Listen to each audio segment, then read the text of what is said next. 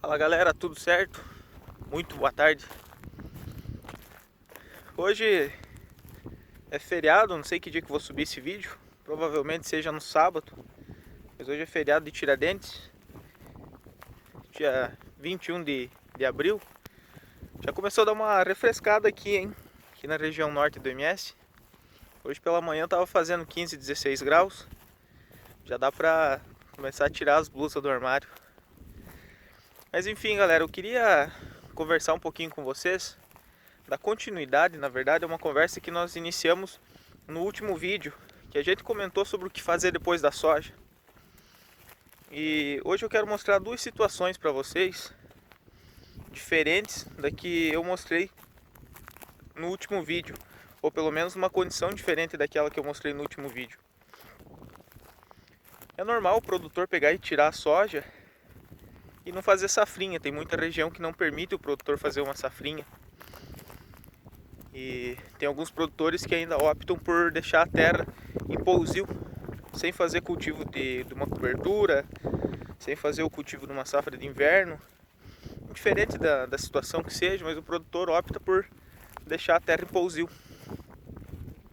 Isso muitas vezes acaba sendo um problema para ele, ao invés da terra trazer retorno financeiro para o produtor, acaba trazendo um ônus, acaba trazendo prejuízo, ou custo na verdade. Hoje eu queria mostrar para vocês essa lavoura aqui, ó. O pessoal fez a colheita da soja tarde por causa das chuvas, que acabaram atrasando um pouquinho o período da colheita. E ficou tarde para o pessoal fazer safrinha de milho, optaram por não fazer plantio de sorgo. E essa área aqui está ficando em pousio por enquanto. Como as chuvas elas perduraram mais do que o normal aqui na região esse ano, então acabou que as chuvas que eram para ter cessado já, ou pelo menos reduzido drasticamente o volume de chuva, está chovendo ainda.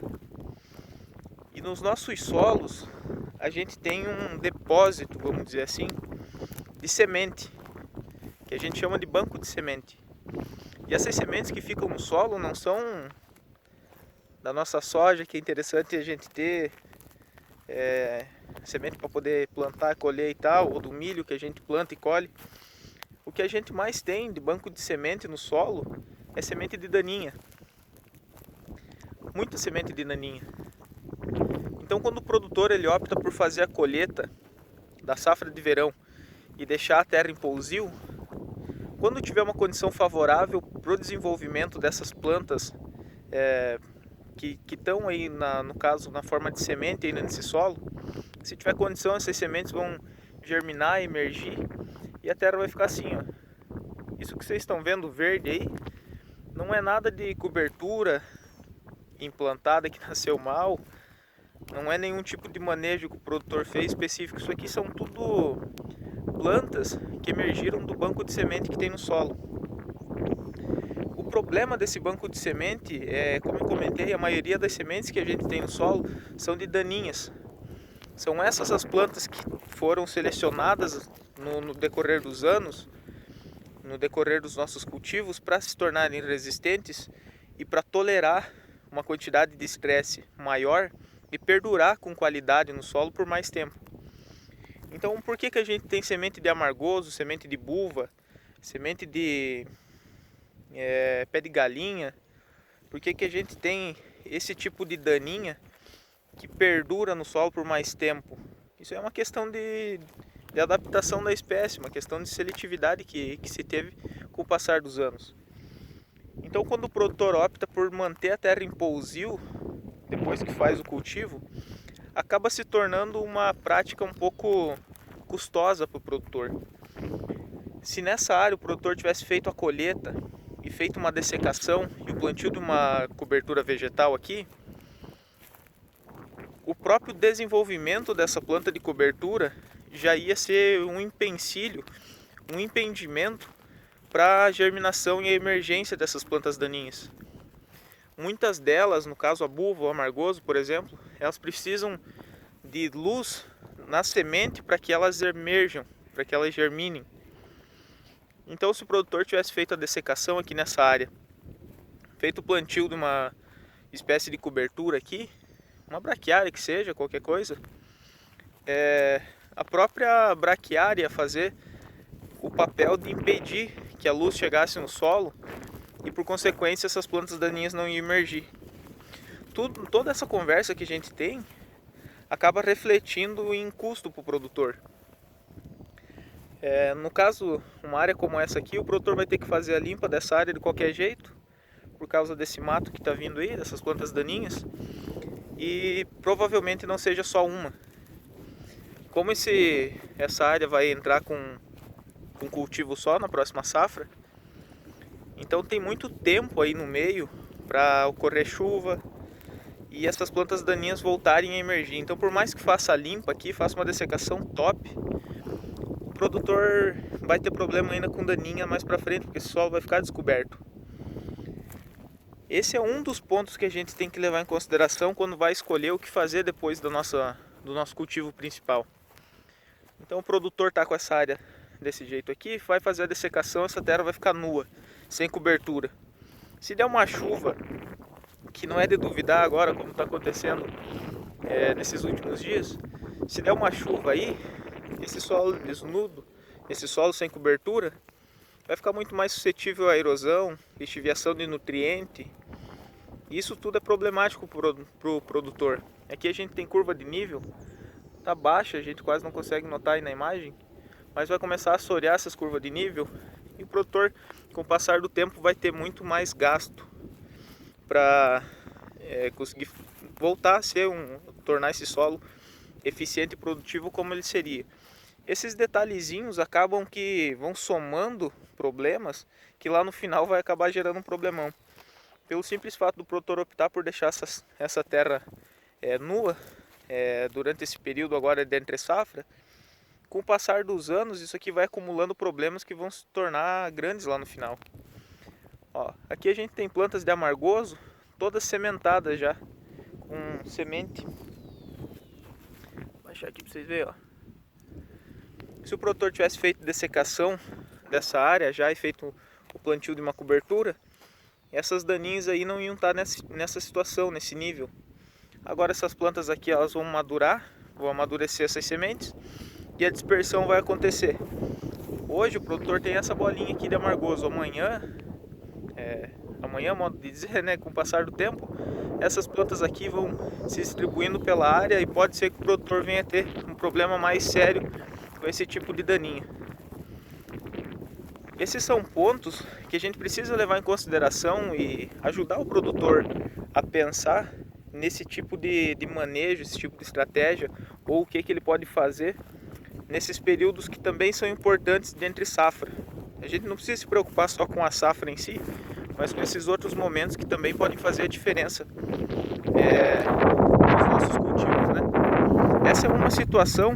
Agora eu vou parar em outro talhão aqui na frente, vou mostrar uma segunda realidade para vocês e a gente se vê daqui a pouquinho. Isso aí, galera, agora aqui uma segunda condição para mostrar para vocês. Nesse outro talhão o produtor fez a colheita da soja, né? Também um pouco mais tarde do que o normal devido às chuvas que a gente teve nesse ano. Mas o produtor fez a colheita e logo entrou com uma dessecação, fazendo a limpa da área. Depois que ele fez a limpa da área, deixou tudo bonitinho, tudo dessecado, sem daninha verde, ele entrou fazendo a cobertura com braquiária. Então percebam o padrão que está essa lavoura. Isso aqui chega a ser bonito de ver, cara. O produtor fez toda a colheita e daí entrou fazendo o plantio da braquiária. Aqui foi a lanço mesmo, não foi feito plantio em linha, nada. Plantio a lanço. E olha o padrão dessa cobertura. E vocês imaginem que ainda essa braquiária vai permanecer aqui até o cultivo do soja que vem. Então todas essas chuvas que aconteceram depois da colheita da soja beneficiaram demais o desenvolvimento dessa braquiária aqui. Por isso que ela está desse tipo. Então nós tivemos duas realidades muito diferentes. Aquele primeiro talhão, aquela primeira situação, o produtor vai ter muito mais gasto para fazer a limpa e conservar aquela área limpa até chegar ao soja, o que é custo. Tem a máquina rodando, toda a questão dos produtos, operador, e aqui uma situação muito mais tranquila para o produtor. Teve o gasto para fazer a implantação, tem o gasto com o maquinário, com o operador, ok, mas a economia que ele vai ter de produto aqui para fazer a dessecação paga todo o resto do investimento que ele fez e ainda vai sobrar dinheiro. Se a gente for comparar as duas situações, né? Percebam, a gente olha a lavoura, não percebe, não conseguimos ver bulva, a gente não consegue ver amargoso, diferente daquele outro talhão. E só para vocês terem ideia de como isso que eu acabei de comentar é reflexo da cobertura em si, aqui teve uma falha de plantio. Ficou um pedacinho aqui. Deixa eu virar a câmera. Olha só, vocês conseguem perceber aqui, é um pedacinho que ficou sem cobertura, né? Provavelmente na hora que ele foi passar a niveladora aqui, ou quando foi fazer a semeadura em si, acabou ficando essa faixinha. Eu vou virar a câmera só para vocês perceberem aqui como que tá o solo, tá? Veja só, galera, só numa faixinha dessa a gente já consegue perceber planta invasora. Isso aqui é Digitaria horizontalis. Eu não sei como é que vocês chamam essa plantinha aí, depois procura no Google ali que ele vai dar o nome comum dela. A gente percebe isso aqui é daninha, não era para estar aí essas plantas. Depois toda a dessecação que foi feita, ele ainda está aí.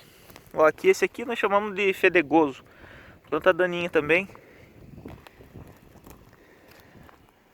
Aqui mais um pouco de horizontalis, aqui outro fedegoso. Então, uma areazinha tão pequena como essa que ficou sem a planta de cobertura, já está começando a aparecer planta daninha. Então imagina se o produtor faz um manejo de deixar o solo desnudo na área inteira. Isso aí ia ser problema para ele, porque vocês conseguem perceber que as daninhas elas aparecem, cara. Pode fazer uma dessecação a mais perfeita que seja, mas se tiver condição, essas daninhas elas vão emergir do solo e vão começar a trazer problema para o produtor.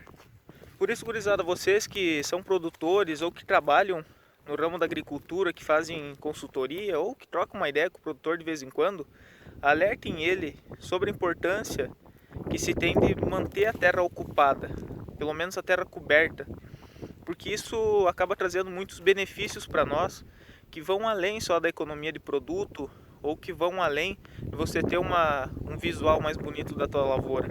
Isso são benefícios que a gente agrega para o sistema de produção. O soja vai ganhar, quando você fizer o plantio de um milho safrinha, você vai ganhar. Quando você fizer o plantio de um sorgo safrinha, você vai se beneficiar. Tudo isso é importante porque a gente tem que começar a pensar no cultivo agrícola como um sistema, e não só como uma safra única ou um único ano agrícola. Isso é importante e espero que eu tenha trazido um pouquinho mais de informação para vocês nesse vídeo de hoje. Se tiverem alguma dúvida, deixem nos comentários, galera. Não se esqueçam de se inscrever no canal, curtir esse vídeo. E vamos continuar trocando uma ideia, isso é bom pra mim, é bom pra vocês. E a gente vai agregando um com o outro aí, beleza? Um forte abraço, tudo de bom e a gente se vê na próxima. Tchau!